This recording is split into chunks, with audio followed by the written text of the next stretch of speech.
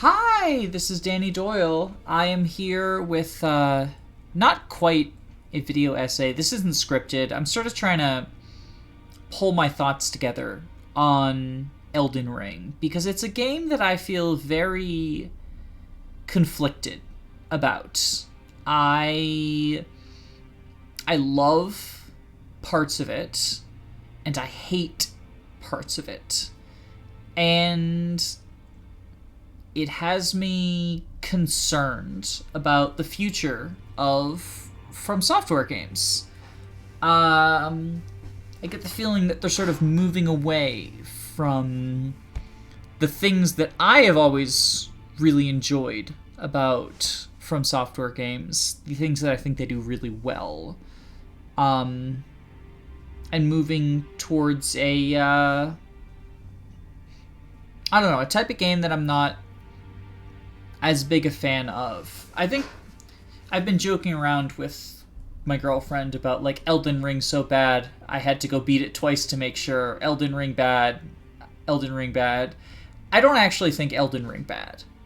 I think it's my least favorite game that From Software has made that I've played, which, I've played Demon Souls, I've played all the Dark Souls, Bloodborne, Sekiro, and the Demon Souls remake. And I think From Software sits squarely at the bottom, and it's not even close. And I'm not a big fan of Dark Souls 3. I like Elden Ring less than Dark Souls 3, which is a shame because when I started it, I really liked Elden Ring. I thought it was sort of the perfection of the Soulsborne formula. At this point, I've done 2 playthroughs. I might have mentioned that earlier, but I have ADD, so I might have forgotten. My first playthrough was initially an int dex playthrough, but then I decided that int is just blue dex anyway, so I'll pump int all the way up, and I became a heavily focused sorcery build, mostly using Ronnie's Moon and Comets and Adula's Moonblade. I sort of really favored that one just because it dealt decent damage and it could inflict frost, and when comboed with Ronnie's Moon, almost certainly like the first slice of the blade would do frost. And I had a good time in the early game. I actually, in the mid-game, ran into a bit of a slump, feeling like I felt compelled to explore. Oh, so I'll tackle the early game first, the things that I really enjoyed. I really enjoyed the world. It's a beautifully crafted world. The first boss fight I ever ran into was Margit, like most people's first boss, and he destroyed me like he does with most people. And that sort of got me in the mindset, after stubbornly throwing myself at him for over an hour on stream, of, okay, I guess I am supposed to explore. And I went looking through mines and caves and tombs, and I got upgrade material. And when I did eventually go back to Margit, I think I had a +4 or maybe even +5 scimitar. I got lucky with some Smithing Stone 2 drops, because I didn't actually go into Laurinia, I didn't go into the Weeping Peninsula. I think I dipped into Caelid a little bit because of that chest that sends you there, which, that's another thing. That was great. That was a great moment in the early game. Oh, holy shit, I got teleported to this, area inside of Bloodborne. So I was hyped. I killed Margit, and I got my talisman pouch, and I immediately went to Stormvale. I killed Godric. I think I went to Laurinia next, but I was having a grand time. I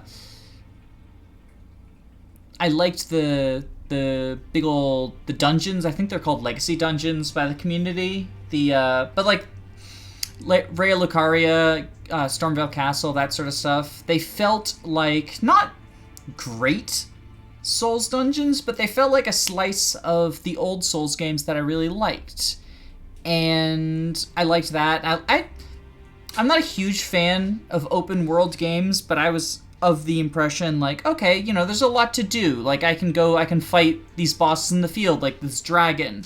Or I can fight Erdtree avatars, which are just like Asylum Demon, but Asylum Demon has a fun moveset, and the Erdtree avatar had some like new moves that Asylum Demon doesn't have. I was seeing like all these faith and strength weapons, and I was like, oh, I can't wait to do my second playthrough when I can use this, because I can't use it as a Dex Intelligence character. And then I went through Rhea Lucaria, and I got all these like spells, and I was like, oh, I can't wait until I have the stats to use these. Vernala is a really fun boss fight. One of my favorites in the game, which, you know, easy, but I never count a boss being easy as a point against them. Like, if they're fun to fight, they're fun to fight. And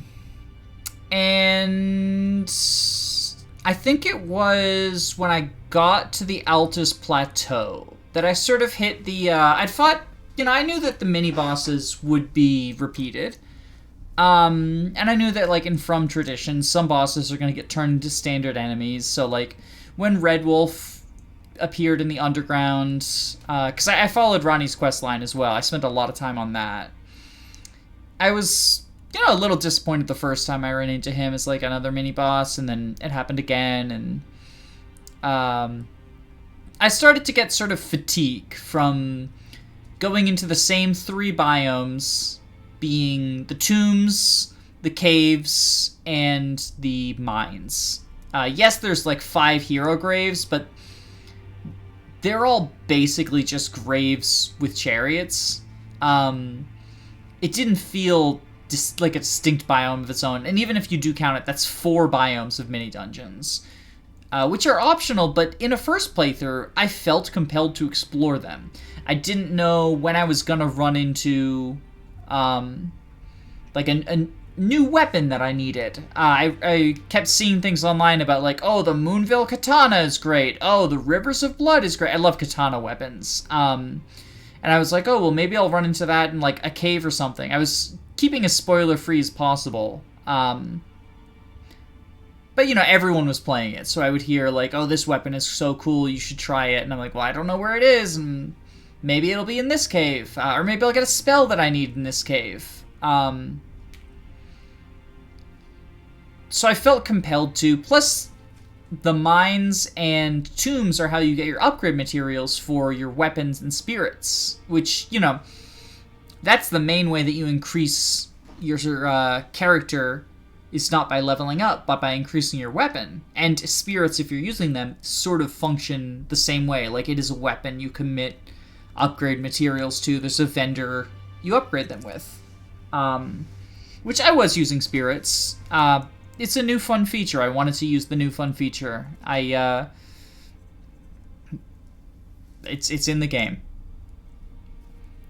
But yeah, on Altus Plateau, I think it was actually I can pinpoint the moment that I really went like, oh my god, this is a repeat again.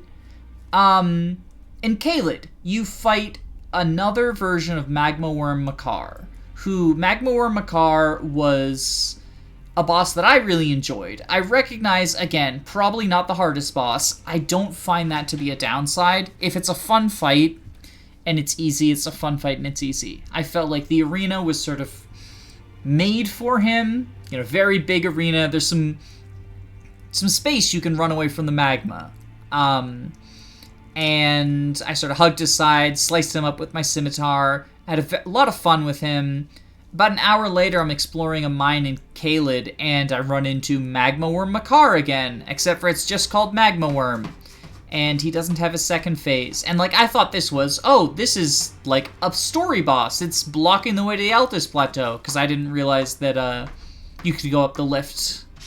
I hadn't found the second half of the lift of Dectus yet, so I didn't know that it was optional. I was like, oh, this is a story boss, and they're just throwing it in again.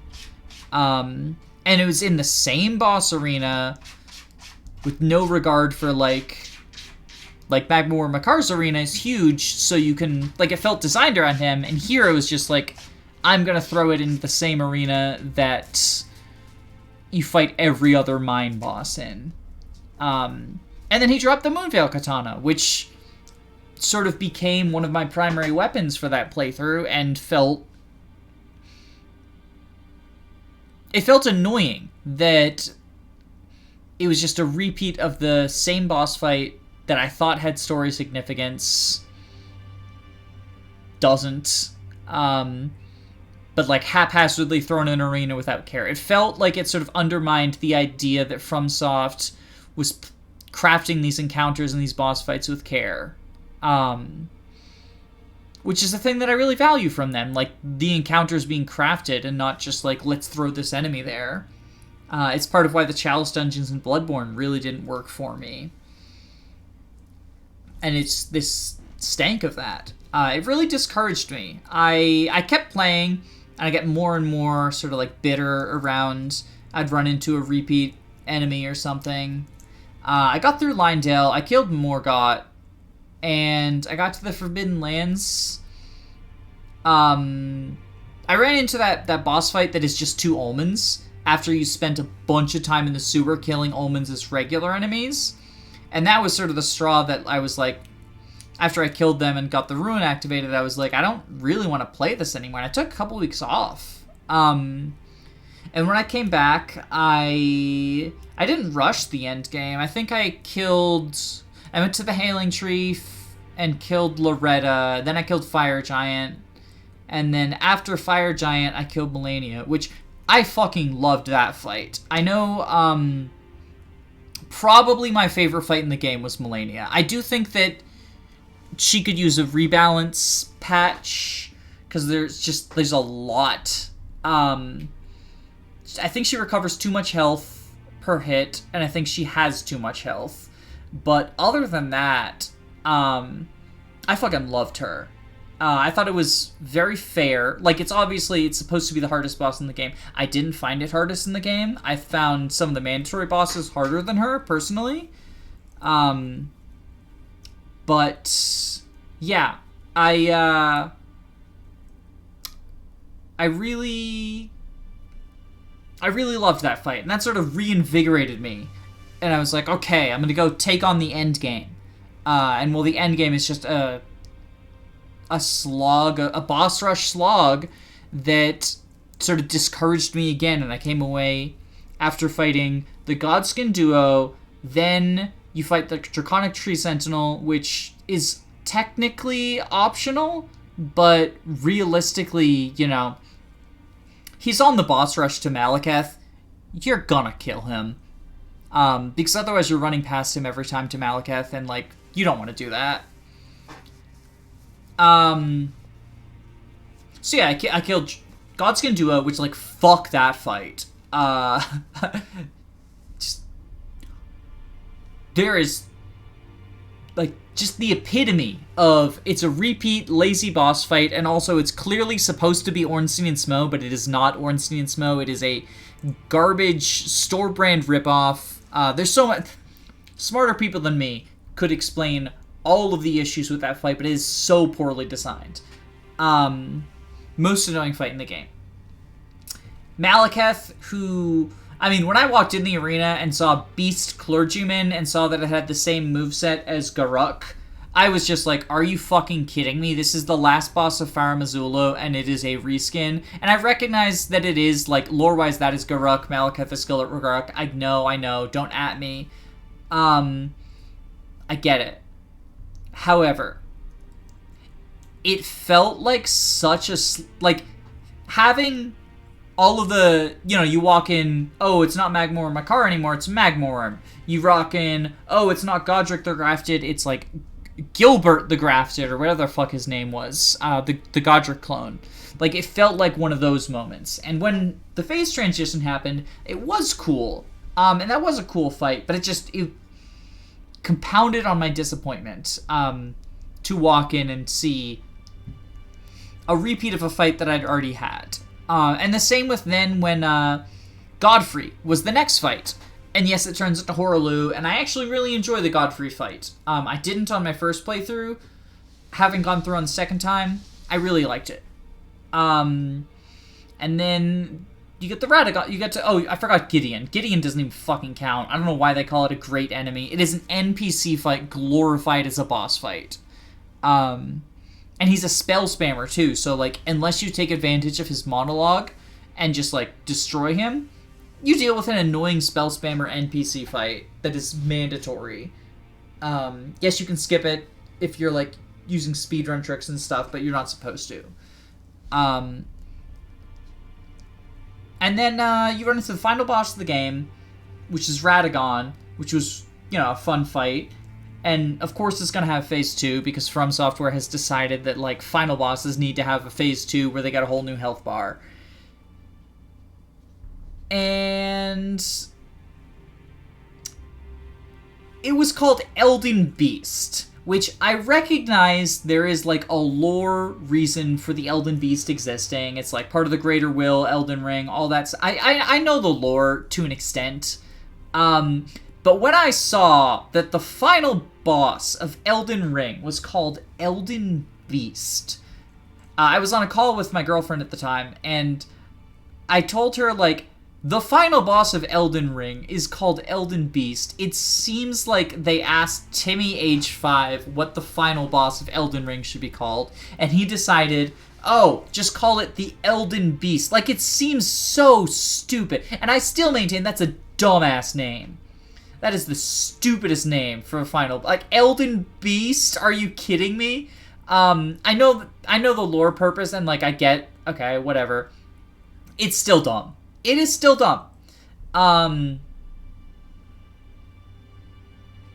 It's funny, and it's dumb. But yeah, so that was my first playthrough, and then I decided, you know what, I'm gonna play it again. And I don't know why I felt compelled to. Oh, it was because I liked the early game. I enjoyed the early game. And I was like, you know, I'll keep playing. I've played every FromSoft game with, like, a punchy playthrough. Well, not all of them, but I've played most of them with a punchy playthrough, and I want to... I haven't done Dark Souls 3, and I haven't done Bloodborne, which doesn't really have punching other than Beast Claws, and you get them late. But, like, I love going through a FromSoft game, doing with a punching playthrough, like with a Castus, or in this case, what I ended up doing was I got the Iron Ball. Which... Man, I'm fucking rambling. We are almost 20 minutes in and I haven't gotten to my point. I had a great time in my second playthrough. And that's because I rushed it. The open world really, really detracts, in my opinion, from Elden Ring. What I ended up doing was... And this is a benefit of the open world. I was able to rush to Larinia and get the Iron Balls, because I wanted to have them for every boss fight. And then I fought Margit with the Iron Balls. I fought, whatever her name is on the Weeping Peninsula with the Iron Balls. Leone, Misbegotten Leone, with the Iron Balls. I killed Godric. I killed Renala. I didn't even bother with Rykard or Radahn this time. I looked up where the golden seeds and the upgrade materials I needed were. Only weapons I used were the Iron Balls, and then I got the Starfist later on.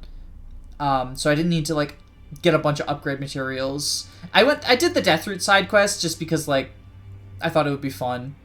I hadn't done it in my first playthrough. But I sort of, like, focus-fired the story, other than what if I needed a specific talisman, or if I wanted to get a Deathroot.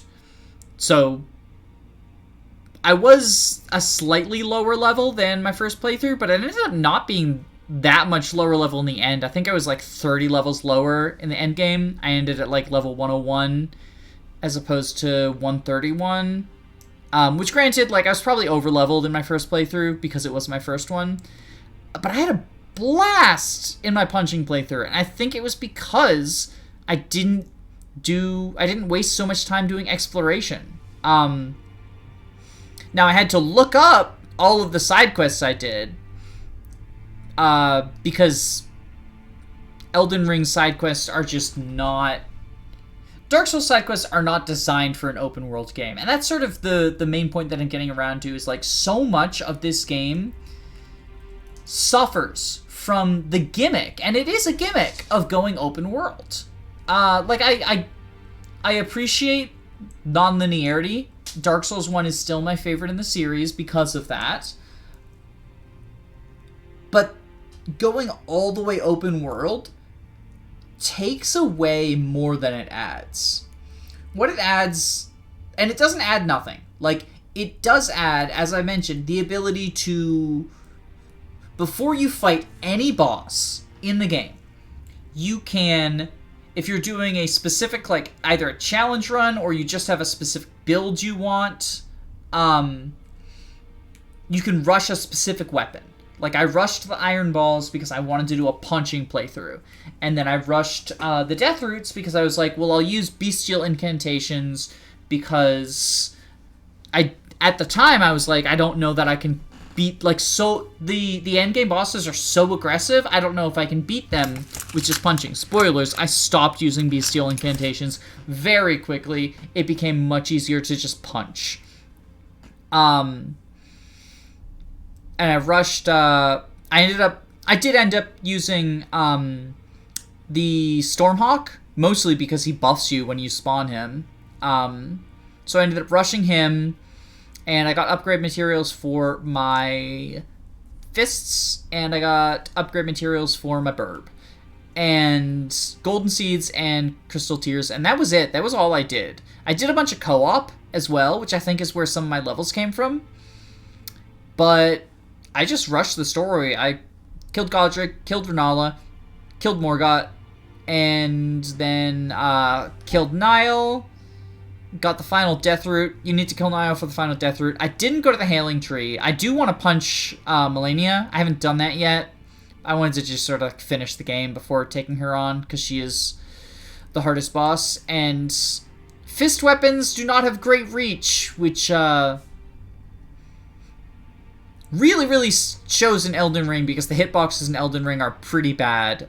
They are not Dark Souls. They are like, they're bad in a different way than Dark Souls 2. Because Dark Souls 2, you get hit by things that you're not supposed to get hit by. In Elden Ring, you can be pressed up against the side of an enemy and attack them with a fist weapon and whiff, even though you are pressed up against the side of their, like, you can't walk any further towards them.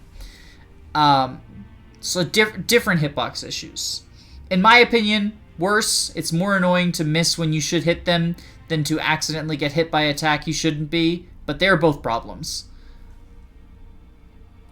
But yeah, ignoring the open world aspects of it, like I never went to Caelid other than to get like a couple of mines in Caelid, and I never went to the Volcano Manor, and I ignored the entire underground, which, like, Ronnie's questline is fucking brilliant, but I just rushed the story, and I had so much more fun. I didn't run into that fatigue. I would constantly send texts to my girlfriend, like, I just punched so-and-so. I just punched so-and-so with every boss I would kill. And it was incredibly fun. And this was the game that I did Mogwin Palace as well, because I wanted to upgrade materials. And that's sort of like an easy late game area to like, it was easier to access than the Hailing Tree, because I really struggled against Nail. I mean, like, it's a fucking hard fight. So I did do Mogwin Palace. And the Mog fight was such a clusterfuck. But it was so fun. And yeah, I loved my second playthrough. And it was like, that is the game that I wanted, and that is the game that I thought I was playing in the beginning of my first playthrough. And I sort of came away with the same very, very positive feelings. I still, there's some things that I was like, that is bullshit. Malekith, for example, very, very frustrating that if you die under the effect of a Black Blade spell, you respawn with your health bar not full. So you then have to either rest at a grace or jump off a cliff. The boss run-ups in the endgame gauntlet are all super obnoxious as well. There's no excuse for them. It doesn't add difficulty, it just adds time in between repetition. In a game where you have the State of America mechanic, there's no excuse for there not to be a State of America directly outside of the boss door for every boss. Boss runs should be a thing of the past. They are mostly just annoying. Like, outside of Demon Souls, where the boss runs force you to, like, actually engage with the level and manage your resources, in Dark Souls, boss runs are just, like, they're just time-consuming. You generally have a shortcut. You run past 2 or 3 enemies, and then you get to the boss, and it's, like, 30 seconds. Like, Malekith's boss run. There are 0 enemies between the bonfire and you, but it still takes about 20 seconds to get to him. The Godskin duo. There are 2 banished knights that you can dodge past pretty easily, but when you whiff, that's an attempt that either you have less Estus, or you decide not to do that attempt. It's annoying. Some of the bosses also, like, just way too aggressive. It feels like the endgame in particular was really balanced around using Spirit Ashes. And I did use Stormhawk Dean. My own little attack drone, as I called him, because birds aren't real. And, it took the heat off me a little bit. But, for example, with the Elden Beast fight, I wanted the buff for Elden Beast. So I fought Radagon solo, and he's so aggressive. And then I, like, summoned Dean when I killed Radagon, so he would buff me going into the Elden Beast fight, because I really just wanted to deal with Elden Beast before he got Elden Stars off, because fuck that attack, which is another frustrating, like, the sort of difficulty fuck of that. It was, and then there felt like, I don't know, it felt like the endgame boss rush sort of leaned into the aspects of From Software games that I do not enjoy. Which is the difficulty fuck. It's just obnoxious. I don't find them being a rage game to be I don't find them being a rage game to be terribly, like, I don't like rage games, and as a rage game, the way that they do difficulty is not interesting. Like, an interesting way of doing difficulty is the fact that Melania heals every time she hits you, even through a shield. That's interesting and fun. Interesting way of doing difficulty are encounters in Old Yharnam or Central Yharnam, where there's enemies waiting to ambush you, or, like, there's an enemy waiting to ambush you, and when you think you've got him, it turns out there's another one trying to ambush you, backstabbing him. Trying to Tower Knight in Demon Souls, trying to tackle a big guy while there's archers firing at you, or go kill the archers. I mean, even within Elden Ring, there's some really apt examples of difficulty being done in interesting ways. You know, find Morgoth's Shackle and use it during phase 1 to, pummel him and stagger him. Or dealing with Mog, the phase transition is kind of bullshit, but the various bleed and stuff, I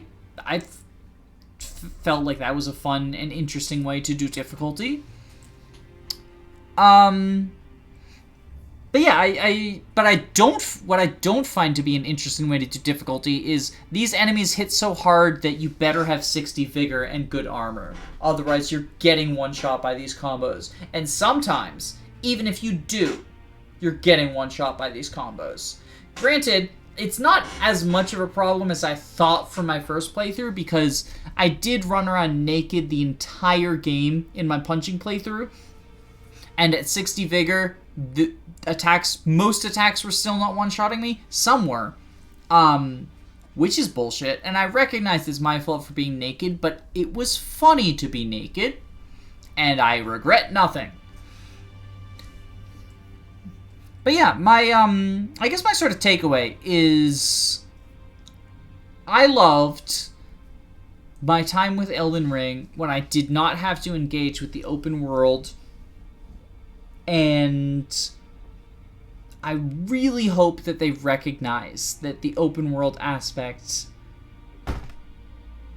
I really hope they go away from open world. I like that it adds the ability to sort of like sequence break, choose which bosses you want to kill. Like to get 2 runes, you only need 2 of them, so there's like so few mandatory bosses. And the freedom it gives to like find, once you know the world, to be like, I'm gonna rush and get, you know, I wanna play with Saint Trina's sword, so I'm gonna get the stone sword key, I'm gonna rush to that, and then I'm gonna do a sleep build.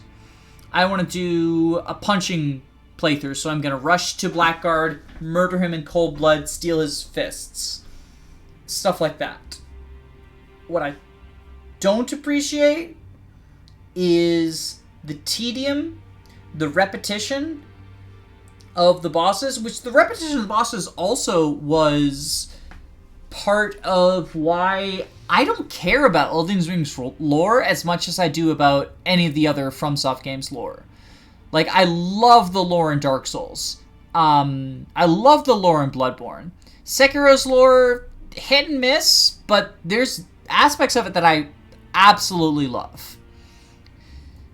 I do not, other than like Ronnie's quest line, because I got so invested in that, was very fun.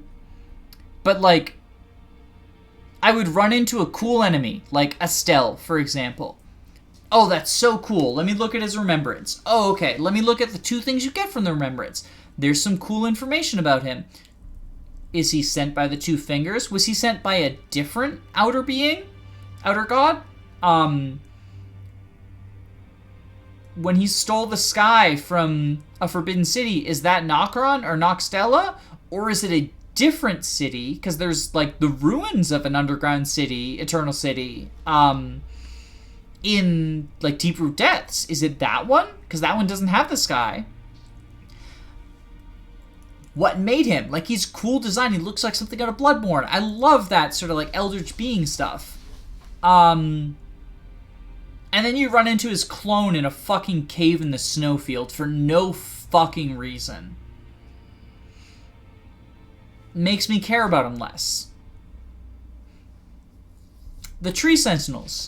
Like, okay, they serve the Erd Tree. There's, like, one right outside where you wake up, which, like, gives you a sort of trickle of, like, why is it waiting for you? And there's a reason. Like, it's trying to stop the Tarnish because it's protecting the Erd Tree, and the Erd Tree's a parasite. And then there's, like, oh, I get to the capital. Draconic Tree Sentinel.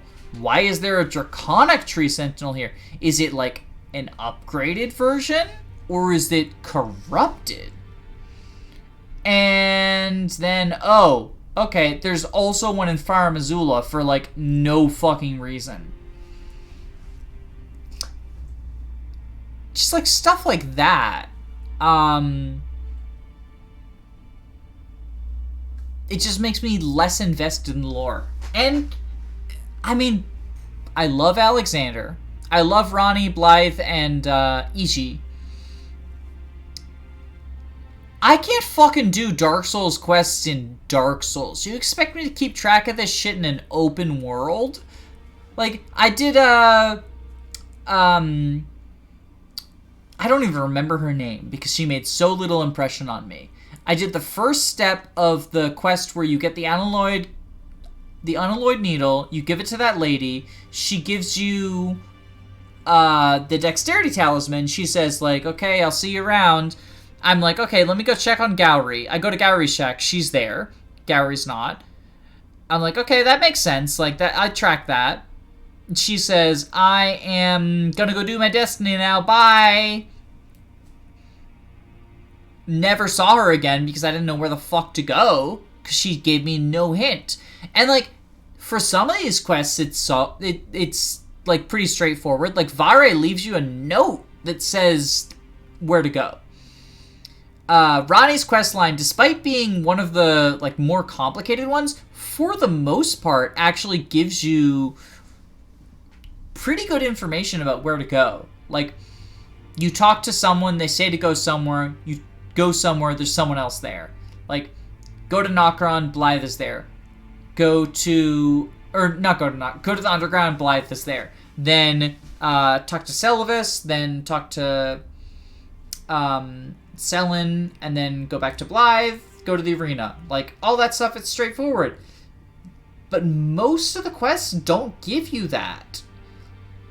Like Nefeli's quest, which is one of the like, she's one of the main characters because she's like Gideon's daughter, and she gives you an ancient dragon stone, which is like a premium reward. No idea where to go. Like, oh, you get the Stormhawk, I guess, from the Chapel of Anticipation, which you go back to by going to the 4 belfries, but only after you kill the Almond Killer in the village of the Albinarics. And also you have to talk to her before you kill Godric. It's like this sort of stuff, Dark Souls quests have always been obtuse. And it's like more forgivable in something like Dark Souls 2, Dark Souls 3, where it's like pretty linear, you're gonna run into them. Dark Souls 3 still has some bullshit moments where like people will show up way far back, or like you'll fail quests by joining covenants and like stuff like that, which is stupid.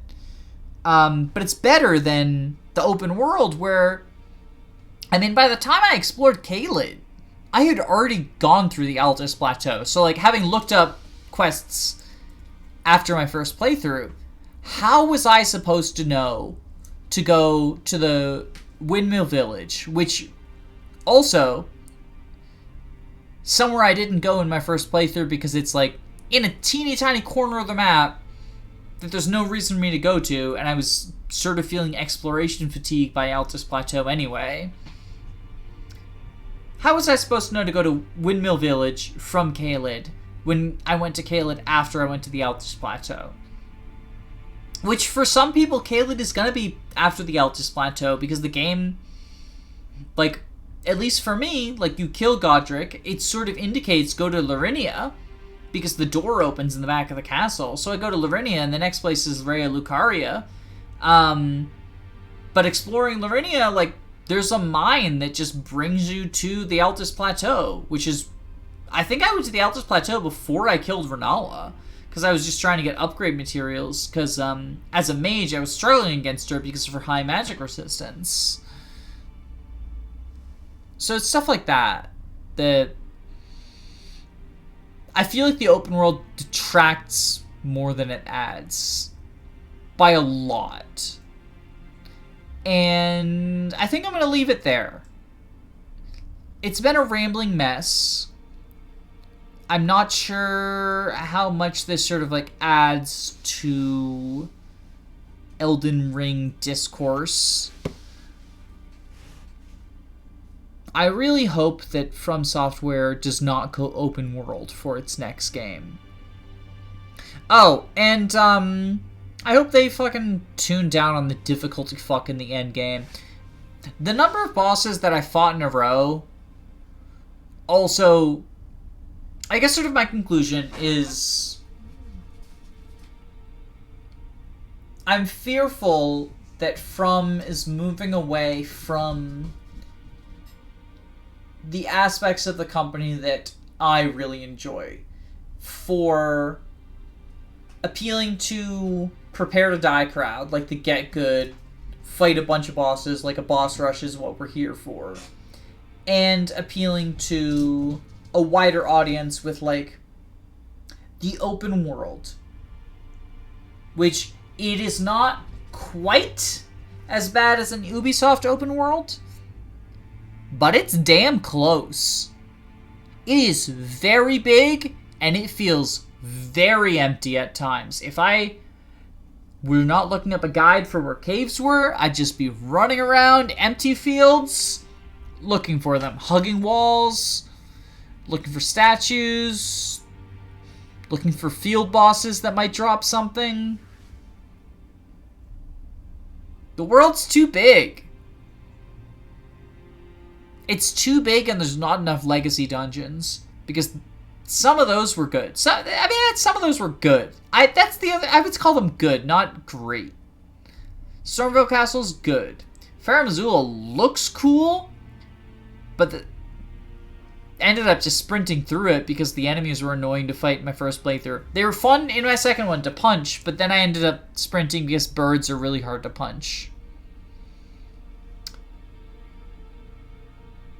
Alright, I've rambled long enough. I should probably go to bed. It is late. But I wanted to get my thoughts in a row. Well, it's late for me. It's probably not late in your time zone. Okay. Okay.